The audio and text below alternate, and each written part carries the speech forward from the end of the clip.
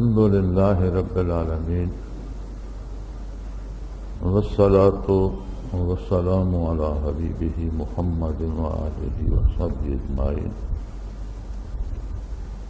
أعوذ بالله من الشيطان الرجيم. بسم الله الرحمن الرحيم. جہاد جود سے مشتق ہے اور اس کا معنی ہے کسی نیک مقصد اچھے کام کے لیے پوری جان فشانی سے کوشش کرنا.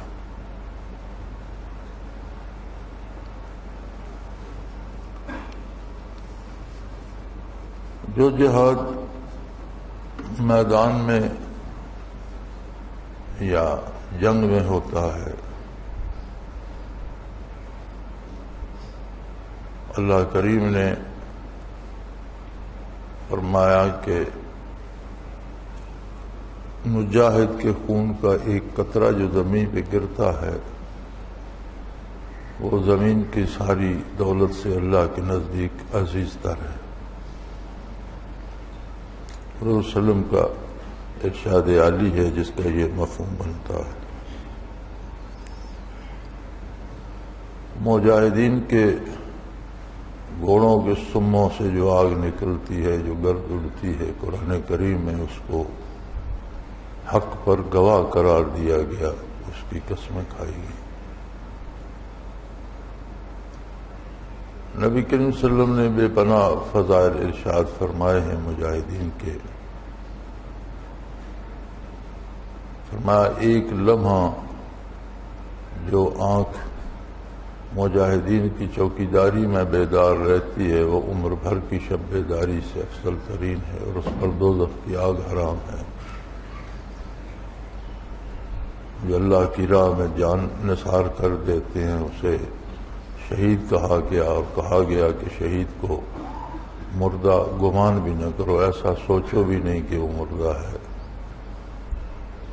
وَلَا تَحْسَبَنَّ الَّذِينَ قُتِلُوا فِي سَبِيلِ اللَّهِ أَمْوَاتًا بَلْ أَحْيَاءٌ عِندَ رَبِّهِمْ يُرْزَقُونَ. اللہ کے پاس زندہ ہیں، کھاتے پیتے ہیں. بے شمار فضائل جہاد کے ارشاد ہوئے، لیکن خود نبی کریم صلی اللہ علیہ وآلہ وسلم کا ارشاد عالی بھی ہے کہ جب آپ ایک غزوہ سے واپس تشریف لائے تو آپ نے فرمایا رجعنا من الجہاد الاصغر الى جہاد الاکبر، او کما قال رسول اللہ صلی اللہ علیہ وسلم، کہ ہم چھوٹے جہاد سے بڑے جہاد کی طرف پلٹ آئے. یعنی اپنے کردار کی اصلاح، اپنے طرز عمل کی اصلاح، عبادات میں استقامت، کمائی میں حلال، خوراک میں طیب کا لحاظ، یہ قدم قدم پر اور ہر سانس کے ساتھ ایک جہاد ہے جسے حضور اکرم صلی اللہ علیہ وسلم نے جہاد اکبر قرار دیا. میدان کارزار میں تو انسان جذباتی طور پر بھی شریک ہو جاتا ہے، لیکن پوری زندگی جذباتی طور پر نہیں گزاری جا سکتی جب تک سنجیدگی سے فیصلہ نہ کیا جائے کہ مجھے کیا کرنا ہے اور کیا نہیں کرنا. تو اسے حضور اکرم صلی اللہ علیہ وآلہ وسلم نے جہاد اکبر قرار دیا. اور یہ محض اللہ کی عطا سے ہو سکتا ہے. زندگی بظاہر آخرت کے مقابلے میں تو بڑا مختصر سا وقفہ ہے، لیکن دنیا میں بسر کرنے کے لیے اور اطاعت الہی اور اتباع رسالت صلی اللہ علیہ وسلم میں قائم رہنے کے لیے بڑا لمبا وقفہ بن جاتا ہے اور مشکل ہو جاتا ہے قدم قدم پر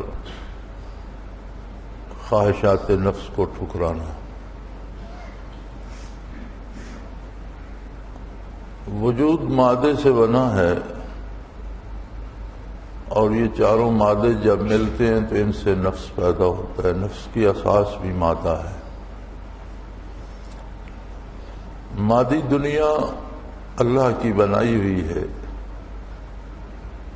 اور اس میں بھی بے پناہ خوبصورتی ہے، لذتیں ہیں. تو مادہ جو ہے اس کی رسائی مادی لذتوں تک ہے. اس لیے جو خواہشات نفس پیدا ہوتی ہیں وہ مادی لذات کے لیے انسان کو مجبور کرتی ہیں، اور یہ تب تک ممکن نہیں جب تک کسی وجود کے اندر روحانی حیات موجود نہ ہو. جب تک روح زندہ نہ ہو. روح عالم امر سے ہے، اس میں جب حیات آتی ہے یا جوں جوں قوت آتی ہے، زندہ ہونا ایک بے ہوش آدمی بھی زندہ ہوتا ہے، ایک بیمار کمزور اور لاغر بھی زندہ ہوتا ہے، ایک صحت مند آدمی بھی زندہ ہوتا ہے. اب ظاہر ہے کہ بے ہوش کی کوئی آرزو نہیں ہوگی، لاغر و کمزور کی آرزو بھی اس کی اپنی قوت اور طاقت کے مطابق ہوگی. صحت مند آدمی کی خواہش و آرزو اس کے حالت کے مطابق ہوگی. تو روح کو زندگی ملتی ہے نور ایمان سے، طاقت اور صحت ملتی اور قوت ملتی ہے اتباع رسالت سے. تو اگر وہ مضبوط ہو جائے تو اس کی خواہشات نیکی، قرب الہی کی تلاش، عقل حلال اور عمل بالسنہ کی ہوتی ہے. اور یہ ممکن نہیں کہ کسی کی قوت روحانی موجود نہ ہو اور وہ خواہشات نفس سے بالا ہو جائے. اس کے لیے روحانی قوت کی ضرورت پڑتی ہے. چونکہ نفس کی قوت کے لیے تو کوئی محنت نہیں کرنا پڑتی، اجزاء مادی سے وجود بنا ہے اور ان کے ملنے سے نفس پیدا ہوا. تو مادی غذا سے وہ حلال ہو یا حرام، مادی لذات سے جو نفس تکڑا ہوتا جاتا ہے، صحت مند ہوتا جاتا ہے، اس کی خواہشات مضبوط ہوتی جاتی. اس کے مقابلے میں اگر روح میں حیات ہو، قوت ہو، صحت ہو، حلال غذا کھائی جائے، جائز امور سنت کے مطابق انجام دیے جائیں اور زندگی کو اتباع رسالت میں ڈھالا جائے تو پھر روح طاقتور ہوتی ہے. روح میں طاقت ہو تو پھر اس کی آرزویں، اس کی خواہشات، اپنے وطن کو واپسی، اپنے مقام کو پانا، اس سے ترقی کرنا ہوتی ہے. وہ قرب الہی کا متلاشی ہوتا ہے، اس کی لذتیں رضائے الہی میں ڈھل جاتی ہیں. تو یوں یہ سلسلہ چل نکلتا ہے. لیکن یہ زندگی بھر اور قدم قدم پر جہاد ہے. انسان فرشتہ نہیں بن جاتا. جتنی بھی روحانی قوت اس کے پاس ہو پھر بھی وہ خطرے میں رہتا ہے. کسی وقت بھی نفس کی کوئی خواہش غالب آ سکتی ہے. تو جو لوگ جنہیں اللہ کریم توفیق دیتا ہے غلطی ہو بھی جائے تو اللہ کریم سے وہ معافی کے خواستگار ہوتے ہیں، توبہ کرتے ہیں، رجوع اللہ کرتے ہیں. اور یہ بات اللہ کریم کو پسند ہے کہ انسان اپنی عاجزی کا اعتراف کرتا ہے.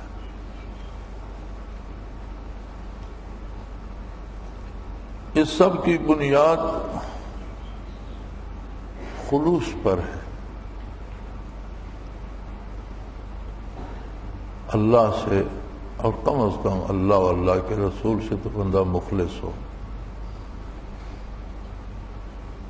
جب یہ بات بگڑتی ہے تو پھر یہ صورتیں ہیلے حوالے کی پیدا ہوتی ہیں کہ بندہ کوشش کرتا ہے کہ اپنے کرتوتوں کے لیے جواز پیدا کرتا رہے اور مثالیں تلاش کرتا رہے، اور اکثر ایسا ہوتا ہے کہ ہم کام تو غلط کر رہے ہوتے ہیں لیکن اس کے لیے جواز تراشتے رہتے ہیں۔ تو یہ ایک پرخطر اور پرپیچ راستہ ہے جو انسانی زندگی ہے۔ ظاہر ہے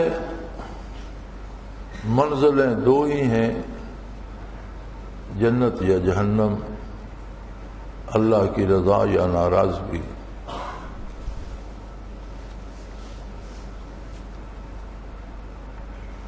اور بڑی عجیب بات یہ ہے کہ جتنے امور قرب الہی کے لیے ہیں ان کا کرنا آسان ہے اور عین مزاج انسانی کے مطابق ہے۔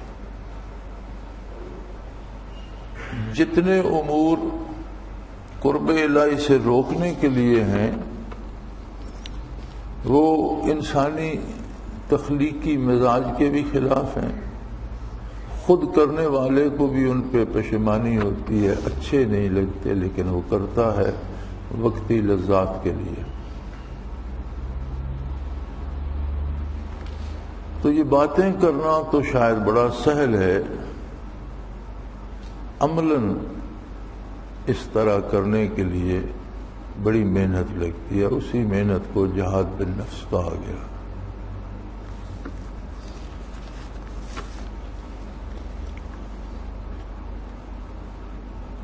دوسرا سوال ہے کہ اگر کوئی شخص جس کو دعوت دی جائے وہ گستاخانہ لہجے میں ریئیکٹ کرے تو کیا کیا جائے؟ یہ کوئی نئی بات نہیں ہے۔ اگر تو بات اپنی ذات کی ہو، اپنی بڑائی منوانے کی ہو اور کوئی گستاخی کرے تو ظاہر ہے لڑائی ہوگی، لیکن اگر بات اللہ کے رسول صلی اللہ علیہ وسلم کی ہے تو وہ پہنچانا ضروری ہے۔ آپ نے پہنچا دی، آپ کا حق ادا ہو گیا۔ آپ کوئی گستاخی کرتا ہے تو وہ جانے، اس کا رب جانے۔ کیا بات پہنچانے میں نبی کریم صلی اللہ علیہ وآلہ وسلم سے کسی نے گستاخی نہیں کی؟ تو جو گستاخی کرتے تھے ان کے ساتھ آپ صلی اللہ علیہ وسلم کا رویہ کیا تھا؟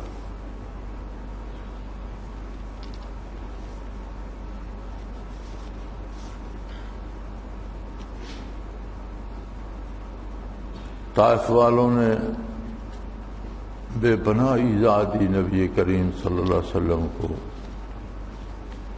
شہر کے بچے اکٹھے کر کے پیچھے لگا دیے، پتھر مارے، وجود اطہر زخمی ہو گیا،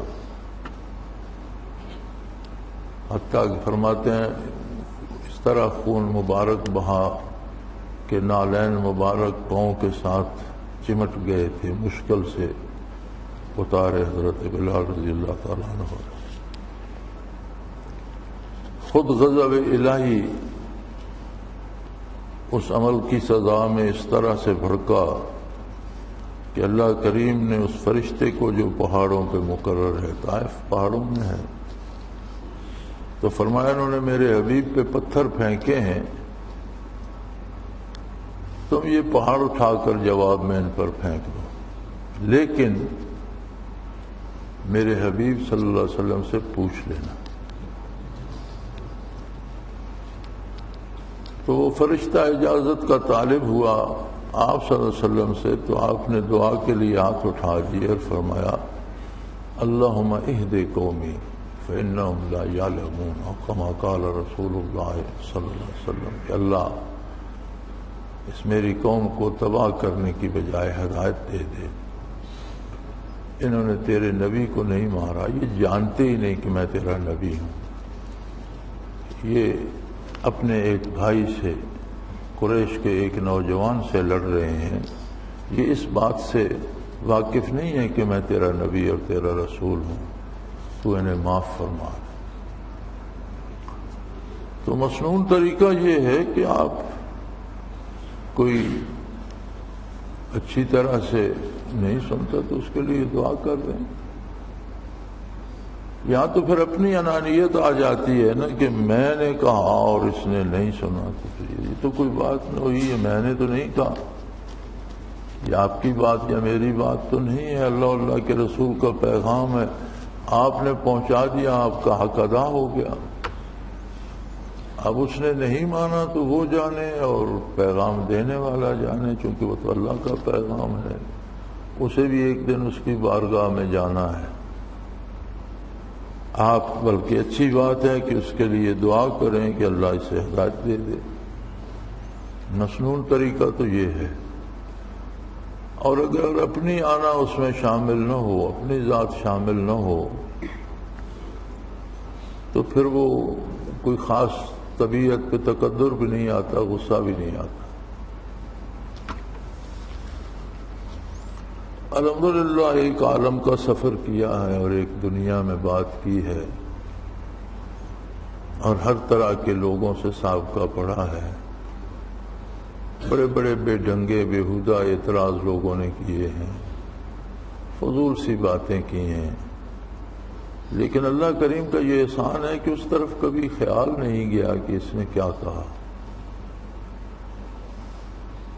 کیونکہ ہمارا مقصد اللہ کے رسول کی بات پہنچانا، اگر ہم نے پہنچا دی تو حق ادا کر دیا، اللہ قبول فرمائے. اگلا کیا ریئیکٹ کرتا ہے یہ اس کا عمل ہے، اور وہ بھی اللہ کریم کے سامنے ہے.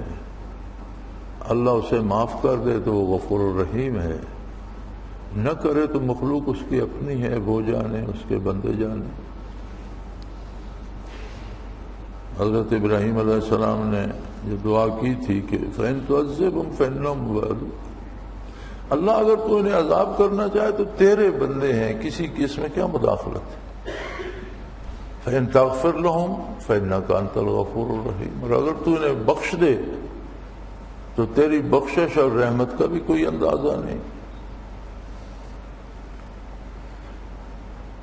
اور یہ اگر اپنی آنا اس میں شامل نہ ہو تو پھر یہ توفیق ہوتی ہے. بعض اوقات ہم غلطی یہ ہو جاتی ہے، ہم فرق نہیں کر سکتے کہ یہ کام ہم اللہ کی رضا کے لیے کر رہے ہیں یا اپنا آپ منوانے کے لیے کر رہے ہیں. یہ بڑا نازک سا فرق ہوتا ہے، بندے کو محسوس بھی نہیں ہوتا اور وہ سمجھتا ہے کہ اس نے میری بات نہیں سنی، میری توہین ہوگی. تمہاری توہین کیسے ہو گئی؟ تم کو اپنی ذاتی بات منوانا چاہتے تھے یا ذاتی کام نکالنا چاہتے تھے، تمہارا کو اس پہ احسان تھا، اس نے تمہارے بات نہیں سنی، اس احسان کا بدلہ نہیں دیا. ایسی تو کوئی بات نہیں. اللہ کی مخلوق ہے، آپ نے اللہ کا پیغام اسے پہنچانا ہے. دوسری بات جو ہے وہ پیغام پہنچانے میں بھی بڑا فرق ہوتا ہے. انسان کے لب و لہجے میں بات کرنے میں بھی بڑا فرق ہوتا ہے. دنیا میں گستاخ ترین شخص فرعون تھا، جو خدائی کا دعوے دار بھی تھا اور بہت ظالم بھی تھا. یعنی ظلم میں اس کا نام مثال بن گیا ہے، اور ذاتی انا میں کسی میں بہت زیادہ اکڑ پیدا ہو جائے تو کہتے ہیں یہ فرعون بن گیا، مثال بن گیا. اللہ کریم نے موسیٰ علیہ نبینا علیہ السلام اور ہارون علیہ نبینا علیہ السلام، دو انبیاء کو اس کے پاس پیغام دے کر بھیجا. اور موسیٰ علیہ السلام تیز مزاج کے آدمی تھے. تلقین فرمائی فَقُولَا لَهُ قَوْلًا لَيِّنًا، کہ دیکھیں وہ گستاخ ہے یا اکڑا ہوا ہے یا جیسا بھی ہے. حالانکہ خود اللہ کریم فرماتا ہے اِنَّ فِرْعَوْنَ عَلَا فِي الْأَرْضِ، روئے زمین پر بہت ہی اکڑ گیا تھا فرعون، خود کو بہت کچھ سمجھتا. لیکن فرمایا آپ اس کے ساتھ بہت دھیمے اور نرم لہجے میں بات کیجیے گا. آپ نے کو اپنا آپ نہیں منوانا، خود کو اس پر مسلط نہیں کرنا، اللہ کا پیغام دینا ہے. کل کو میدان حشر میں وہ یہ نہ کہے کہ اس نے بات ہی اس طرح سے کی تھی یا اللہ کہ مجھے غصہ آ گیا، اسے بات کرنے کی تمیز نہیں تھی۔ تو اپنے انبیاء کو تعلیم فرمایا کہ فَقُولَا لَهُ قَوْلًا لَيِّنًا، بہت نرم دھیمے لہجے میں اور بھلائی کے انداز میں بات کیجیے گا۔ تو دینی تبلیغ جو ہوتی ہے اس کی بنیاد اس بات پر ہوتی ہے کہ آپ خلوص دل سے اگلے کی بھلائی چاہتے ہیں۔ اس میں بڑا حساس سا تھوڑا سا فرق ہے کہ ہم اپنی بات منوانا چاہتے ہیں، اسے فتح کرنا چاہتے ہیں، یا اس کی بھلائی چاہتے ہیں کہ اس کی بہتری ہو جائے۔ تو اکثر ہم تبلیغ کے روپ میں اپنے آپ کو دوسروں سے بڑا ثابت کرنا چاہ رہے ہوتے ہیں کہ میں تو بہت نیک ہوں اور یہ بہت خراب آدمی ہے، میں تو بہت اچھا ہوں اور یہ اچھا نہیں ہے۔ تو میں والی بات آ گئی تو پھر بات تو نکل گئی، اللہ کے رسول کی بات تو نہ رہی، پھر تو اس میں آ گئی۔ تو بنیاد جو ہوتی ہے تبلیغ کی وہ اس پہ ہوتی ہے کہ اگلے کی جس سے آپ بات کر رہے ہیں خلوص دل سے آپ اس کی بھلائی چاہتے ہیں۔ اس کے بعد اگر وہ گستاخی کرتا ہے تو اس کا معاملہ اللہ کے ساتھ ہے، چونکہ آپ کا ذاتی تو اس میں تھا کچھ نہیں، آپ نے تو اپنے لیے کچھ منوانا نہیں تھا، آپ اپنی بات اس پر مسلط نہیں کرنا چاہتے تھے، تو پھر وہ گستاخی بھی کرے یا نہ مانے تو دکھ نہیں ہوتا۔ یہ احساس ہوتا ہے کہ بے وقوف آدمی تھا، میں اس کا بھلا کر رہا ہوں، یہ نہیں چاہتا تو موج کرے، نقصان ہوگا تو اس کا ہوگا، میں کیوں خواہ چڑھتا رہا ہوں۔ تو اس طرح کا پھر رد عمل انسان میں پیدا نہیں ہوتا کہ اس نے میری توہین کی ہے۔ میری توہین کہاں سے آ گئی؟ میرا تو اس میں تھا ہی کچھ نہیں، تو میری توہین کہاں سے آ گئی یا میرا اس میں کیا گیا؟ اس کی بھلائی کے لیے، ایک بیمار ہے اسے آپ اس کی بھلائی کے لیے ایسی دوا دینا چاہتے ہیں جس سے اسے شفا ہو جائے، اور وہ پیالہ ہی پھینک کر توڑ دیتا ہے تو وہ خود بھگتے گا۔ آپ کا اس میں کیا گیا؟ یہ ڈاکٹر کا اس میں کیا گیا؟ وہ نہیں دوائی لینا چاہتا، نہ لے، بھگت لے گا۔ تو دیکھنا، بات کرنے والے کو دیکھنا یہ چاہیے پہلے کہ اس کے اپنے دل میں کتنا خلوص ہے، یہ دوسرے کی بھلائی کے لیے کر رہا ہے یا اپنی بات اس سے منوانے کے لیے کر رہا ہے۔ تو یہ بظاہر باتیں دو ہیں لیکن بڑا چھوٹا تھوڑا سا فاصلہ ہے، ان میں فرق کرنا مشکل ہو جاتا ہے۔ تو اگر اگلے نے اچھا جواب نہیں دیا اور آپ کو غصہ آ گیا تو پھر آپ اللہ کی بات نہیں پہنچا رہے تھے، آپ اپنی بات منوانا چاہتے تھے اللہ کے حوالے سے، خود کو اس سے برتر ثابت کرنا چاہتے تھے جسے اس نے مسترد کر دیا، آپ کو غصہ آ گیا۔ اور اگر بات اللہ کی تھی تو پھر آپ کے دل میں جذبہ رحم پیدا ہوگا کہ اللہ اس پر رحم کرے، تو بڑی غلطی کر رہا ہے، اللہ کی بات کو ٹھکرا رہا ہے۔ تو یہ صورتیں ہوتی ہیں، اللہ کریم توفیق دے، توفیق عمل دے، اور خلوص بنیاد ہے ہر عبادت میں، ہر نیک کام میں، راستے کے ہر قدم میں۔ اللہ کریم خلوص نیت اور خلوص عمل عطا کرے۔ آخر دعوانا الحمدللہ رب العالمین والصلاة والسلام علی حبیبہ محمد وآلہ وصحبہ۔ اللہم ربنا لا تقتلنا بغضبک ولا تہلکنا بعذابک واعف عنا قبل ذلک۔ اللہم ربنا لا تسلط علینا من لا یرحمنا، انت ولینا فی سفرنا وحضرنا فی مالنا وآلنا، انت ولینا فی الدنیا والآخرہ، توفنا مسلمین والحقنا بالصالحین۔ اللہم ربنا لا تزغ قلوبنا بعد إذ هديتنا وهب لنا من لدنك رحمة إنك أنت الوهاب۔ اللہم ربنا سهل لنا أمورنا في ديننا ودنيانا، رب يسر رب يسر رب يسر ولا تؤثر وتمم بالخير۔ اللہم انصر الإسلام والمسلمين، اللهم انزل علينا من السماء ماء مباركا نافعا غير ضار نافعا غير ضار نافعا غير ضار والذي ينزل الغيث من بعد ما قنط وينشر رحمته وهو الولي الحميد وصلى الله تعالى على حبيبه محمد